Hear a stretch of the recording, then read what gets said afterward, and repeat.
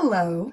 I wanted to talk to you a little bit about slipping stitches and how that can prevent curling on the edges of your flat knitted work. As you can see here, I've made a little knit square and the edges are curling. The pattern here is a rice stitch, and this is one that tends to really curl, but quite a lot of patterns have this problem.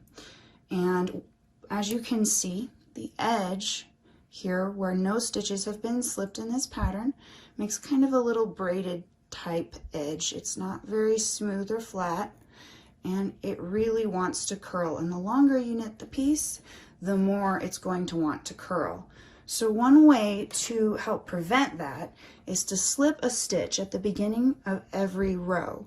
So let me show you a swatch I've made, the exact same pattern, but I have slipped the first stitch of every single row for that piece.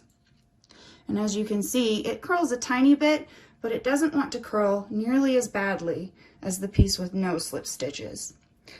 And let me show you how I've done that by just kind of working the pattern here. When I am going to slip a stitch that was supposed to be a knit stitch in the pattern, I hold the yarn behind the work and I slip the stitch as if I'm going to purl it. So what that means is I will take my empty needle here and insert it into the front leg of the stitch from the back to the front while holding my yarn in back of the work. And instead of working that stitch, I will slip it off onto that right hand needle. And then you continue to work the rest of the row in the same way as the pattern asks you to do. This row is just a line of knit stitches.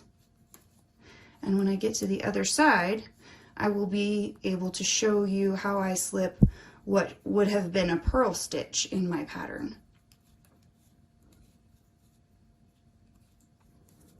You always slip the first stitch and do the last stitch regularly, work that last stitch regularly. We'll turn our work here, and this stitch in my pattern would have been a purl. So when I slip that to make my smooth edge, I will hold the working yarn in front of the work, and I will also slip that stitch as if to purl. So when it's a purl stitch that I'm slipping, I'm going to hold the yarn in front and slip it off as if to purl. So from the back to the front through the front leg of that stitch right there. Do you see that? And then you, instead of doing a purl, you slip it off onto the right needle without working it. And then you go into your pattern and continue working down the row as the pattern calls for.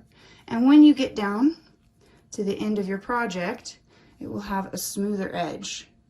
And then just before we sign off here, I'll compare the edges of the two. So the work with the slipped stitches on the edge has this smoother side pattern, and it doesn't want to curl nearly as much as the work that has no slip stitches, which has a bumpier pattern. So as you can see, that does make quite a difference.